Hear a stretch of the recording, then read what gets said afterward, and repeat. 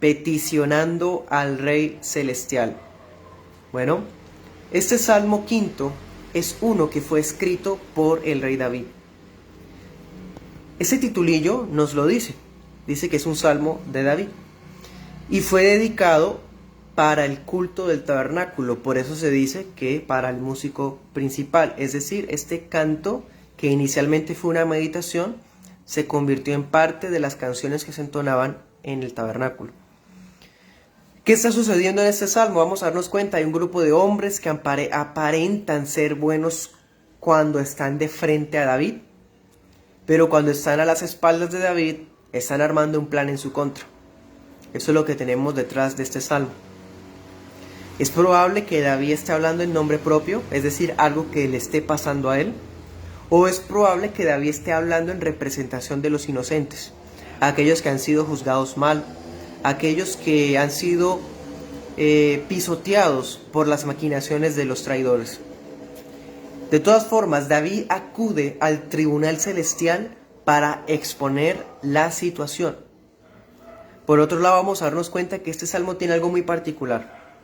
Algo que lo caracteriza de otros es que es una queja casi jurídica, como presentándose ante el juez, y cuando el peticionario, que en este caso es David, presenta la queja, no afirma su propia inocencia, sino que basa su petición en la reverencia que tiene con Dios y en la lealtad del mismo Dios, el cual es el que lo impulsa a poder entrar en el tabernáculo. Bueno, vamos a estar viendo ese salmo en dos puntos. En el primer punto vamos a ir versículos del 1 al 7 y vamos a titularlo ¿Quienes pueden entrar al rey? O quienes pueden presentarse al rey. Bueno, ese va a ser el primer punto. El segundo punto vamos a ir desde los versículos 8 hasta el 12 y se titulará así: peticiones dignas. Las peticiones dignas. Comencemos, primer punto: ¿quiénes pueden presentarse delante del rey? Bueno, versículo 1: escucha, oh Jehová, mis palabras. El capítulo muestra a un creyente meditativo. Dice: considera mi meditación. Este varón espera que sus palabras, que comienzan siendo mentales, estén siendo atendidas y puestas en consideración por Jehová. Notemos esos detalles. Es una persona que tiene tanta reverencia que no se atreve a expresar palabra audible, sino que está pensando, casi que murmurando o murmullando, ¿sí? sus pensamientos. Pero él sabe que Dios escucha lo que está pensando y que lo que está pensando es una petición que Dios puede atender.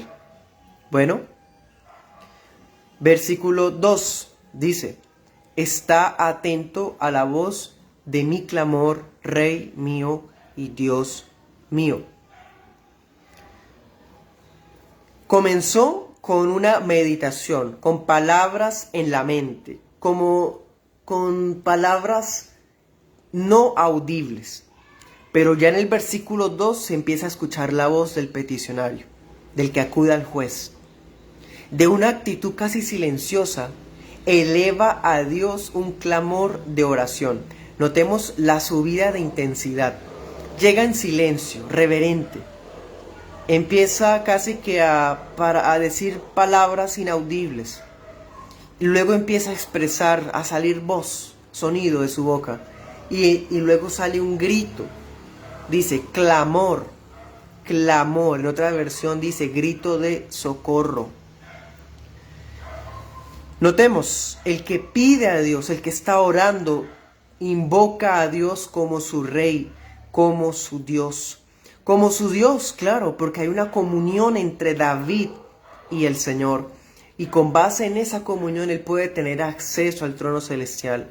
Y rey, ¿por qué?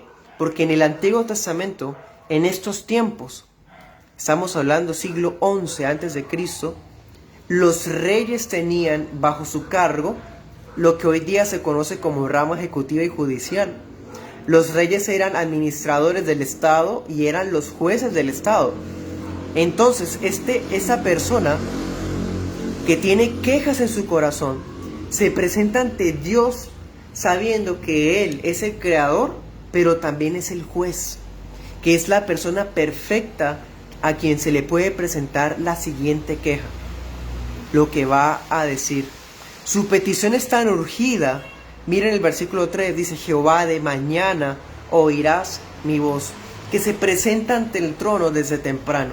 Se presenta ante el tribunal celestial postrado en espera de una respuesta. A propósito, démonos cuenta qué tan importante es empezar el día en comunión con Dios. De mañana oirás mi voz. El Señor nos enseña, hermanos, a buscar su rostro desde temprano, como el salmista.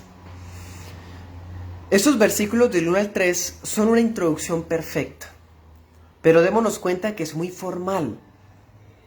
Por lo mismo, es un contexto casi jurídico, es una persona que se acerca ante el juez. Tú escucha mi palabra, esté atento a mi voz, de mañana oirás mi voz. Todo eso es la introducción, no ha pedido nada todavía. Versículo 4. Después de introducir este canto, como quien se presenta con formalidad ante la corte del rey, ahora pasa a dar las razones por las que confía que puede acceder al trono. Dice: tú no eres un Dios que se complace en la maldad.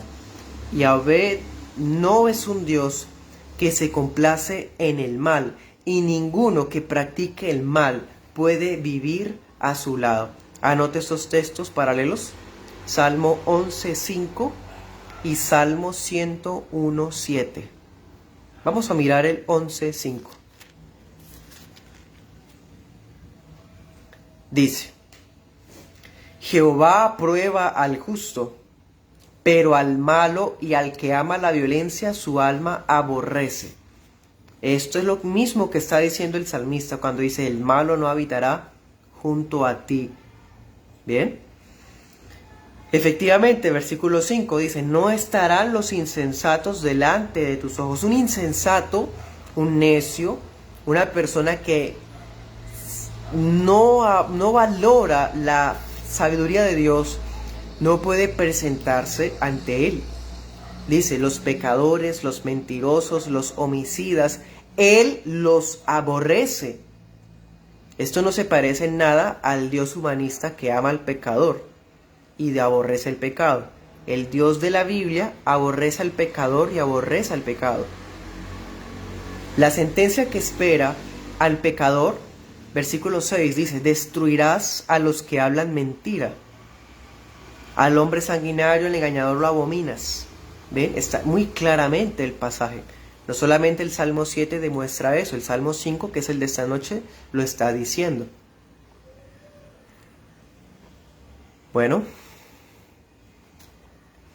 ahora vamos al versículo 7. Dice: mas yo, por la abundancia de tu misericordia, entraré en tu casa. Volvamos, hay una introducción de los versículos del 1 al 3 donde él dice: Dios escucha mi oración, como ese juez que está atento a su pueblo para escuchar su queja desde temprano. Razones: porque tú no te complaces en la maldad. Los malos no pueden presentarse delante de ti. Los malos tienen una sentencia de parte de ti. En cambio conmigo, versículo 7, conmigo yo sí puedo entrar. Miren este contraste tan fuerte. El impío no tiene acceso al Dios Santo, pero David sí puede presentarse. ¿Por qué? No porque David sea humanamente superior que los otros. Todos sabemos que David fue sanguinario en el sentido, como dice 1 Samuel. Dios le prohibió a él construir un templo porque sus manos estaban muy llenas de la sangre de los enemigos. Entonces David también fue sanguinario. David fue engañador. Recordemos cuando cometió ese pecado, todo lo que intentó hacer para ocultarlo. Entonces, ¿qué hace a David diferente de los otros pecadores? ¿Acaso no todos somos pecadores? ¿Cómo así que Dios aborrece a unos pecadores y a otros sí les permite entrar? Pues mis hermanos y amigos, ahí está el misterio de la elección incondicional de Dios.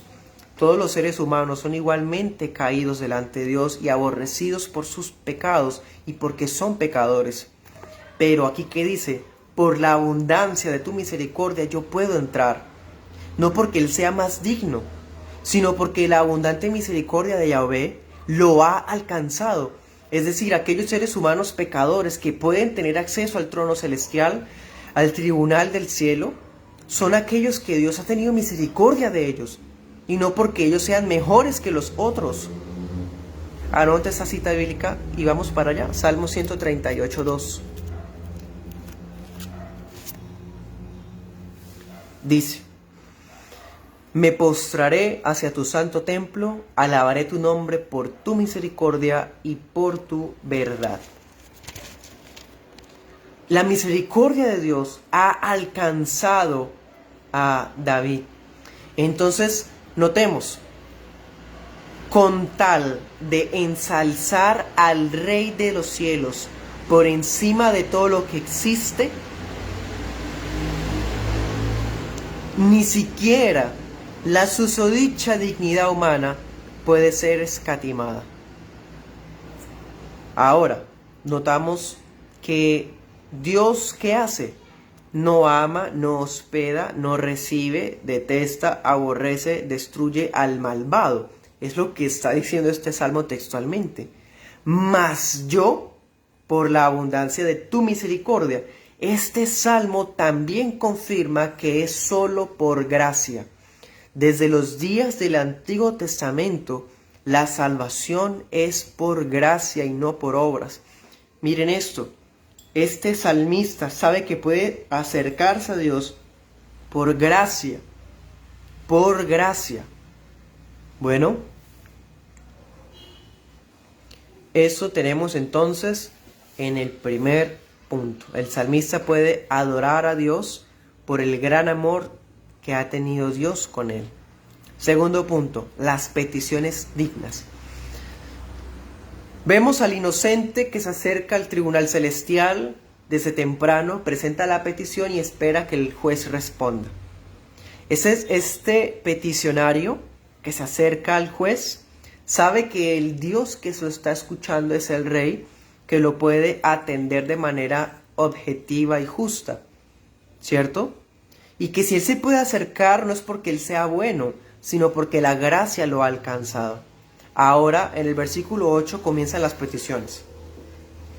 Primera petición: guíame en tu justicia, endereza delante de mí tu camino. Antes de elevar otro tipo de petición, el salmista le ruega a Dios, invocando su nombre, que lo guíe. Claro, hay unos enemigos que están tratando de torcer su camino. Todo aquel que desea servir a Dios necesita ser guiado por Dios para que sus enemigos no logren engañarlo ni hacerlo desviar del camino. Pero el Dios de toda justicia es el que puede enderezar su senda debajo de nuestros pies. Anote esa cita, Salmo 4:1. Eso lo estudiamos la semana pasada. El Dios de mi justicia. Bastante interesante ese título. Versículo 9. Ahora sí vamos a ver lo que está motivando a David a hacer esta oración. Primero, pide guía.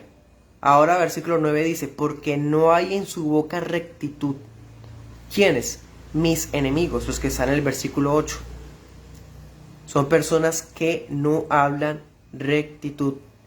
Esos individuos estaban hablando engaños y lisonjas contra David. Mentiras, calumnias, y son de esas personas que hablaban suavemente, aparentando amabilidad, pero realmente estaban en contra de David. Es una actitud mundana típica, hablar con suavidad personalmente, mientras se es detractor a las espaldas. Por eso David dice, sepulcro abierto es su garganta. Y está diciendo, de sus estómagos sale la maldad. Esta forma como el salmista se está expresando, está dejando ver que esos individuos no daban cabida a la verdad en sus vidas. Eran personas que se deleitan en hablar, en murmurar, en chismear. Personas que se gozan en la mentira, que la verdad no es algo que les agrade. Son personas muy diferentes a las del Salmo 4, ¿se acuerdan? En el Salmo 4, esas personas calumniadoras habían escuchado la reprensión de David y en sus camas meditaron, temblaron y se arrepintieron. Pero los del Salmo capítulo 5 no están arrepentidos. Son personas que no tienen a Dios en su vida y más bien con su lengua lisonjean, pero su garganta es un sepulcro. Por eso, versículo 10, segunda petición. Asólalos, oh Dios. Otras versiones dice, destrúyelos, decláralos culpables, castígalos, condénalos, no los perdones, desbarátalos. Bueno, muchas expresiones así muy fuertes que pues así con una lectura simple se podría malentender. En pocas palabras, David quiere que ellos queden solos, ¿sí? Podemos recordar lo que Dios hizo en la Torre de Babel. ¿Ustedes se acuerdan qué hizo Dios en la Torre de Babel? No solamente confundió en las lenguas, o más bien, ¿por qué confundió en las lenguas? Para que el ser humano que estaba ya reunido ya no siguiera trabajando junto, sino que cada quien se fuera por su lado, ¿sí? Entonces, cuando dice asólalos, puede dar a entender que ese grupito de personas se sentían fuertes cuando estaban en grupito, pero pedía que se separaran de ellos mismos, entre ellos, para que ya no tuvieran más facilidad de seguir pecando. El pecador va a seguir en sus pecados si sigue acompañado de los que practican sus mismas andanzas, se fortalece de esa manera. Bueno, versículo 10, caigan por sus propios consejos. Notemos, David no está pidiendo que fracasen ellos como personas, está pidiendo es que fracasen esas maquinaciones que estaban tramando en contra de él. Bueno, podemos preguntarnos, ¿acaso David tiene odio en su corazón porque está orando mal contra su prójimo? No. Realmente David no está basado en resentimiento.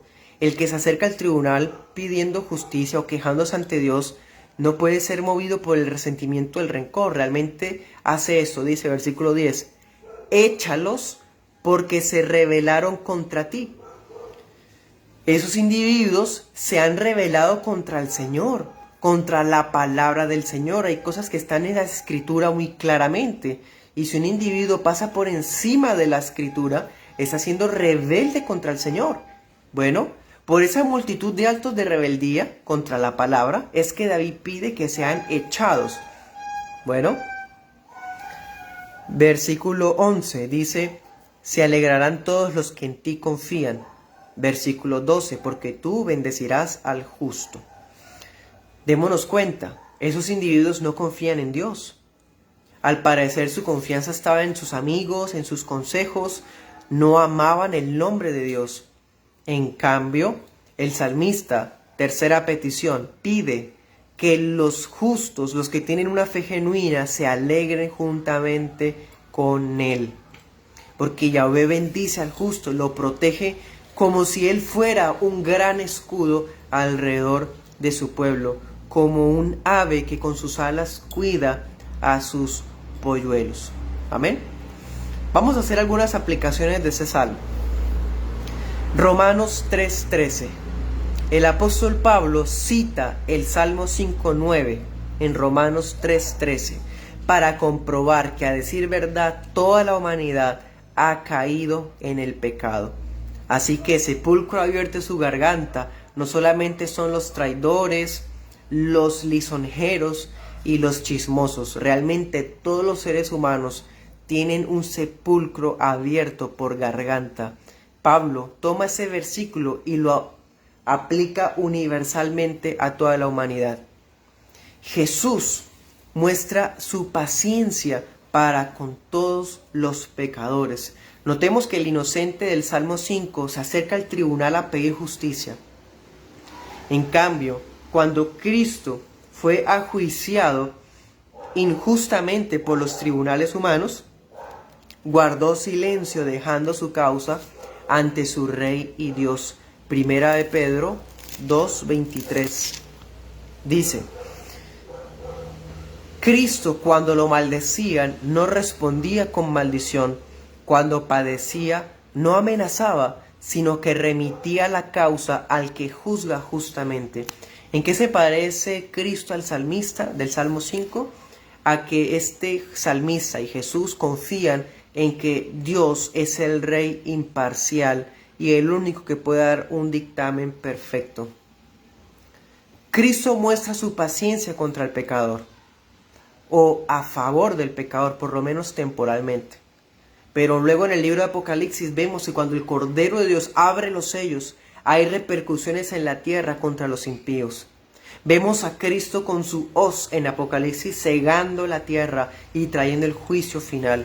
Vemos a Cristo en el libro de Apocalipsis cabalgando con vestiduras blancas ensangrentadas con la sangre de sus enemigos. Así que puede comprobarse que la ira de Cristo es real contra el pecado y contra el pecador. Este mismo Cristo es el mismo Dios del versículo 11 que garantizará que la iglesia goce de su presencia por la eternidad, mientras que los malos serán destruidos, como decía el salmista, los homicidas, los engañadores y los mentirosos los abomina el Señor. Cristo se encargará de echarlos al lago de fuego. Bueno, ahora, en los días del Nuevo Testamento, Dios ya no solo ofrece su cuidado como si fuera un escudo, sino que ahora en Cristo el cristiano tiene la armadura de Dios, que ya no solamente tiene un escudo, ahora hay una espada, hay un yelmo, hay un cinturón, hay un calzado, hay una coraza, para que sus hijos puedan permanecer firmes en el día malo. Efesios 6, del 11 al 12, así lo dice. Y ahora, este salmista se acercaba ante el tribunal para pedir justicia. Cristo hoy, en Hebreos 9:12, nos muestra que Cristo no solamente, Él no se postra, mejor dicho, no se postra hacia el lugar santísimo a lo lejos. Cristo entró al lugar santísimo personalmente para interceder a favor de los suyos.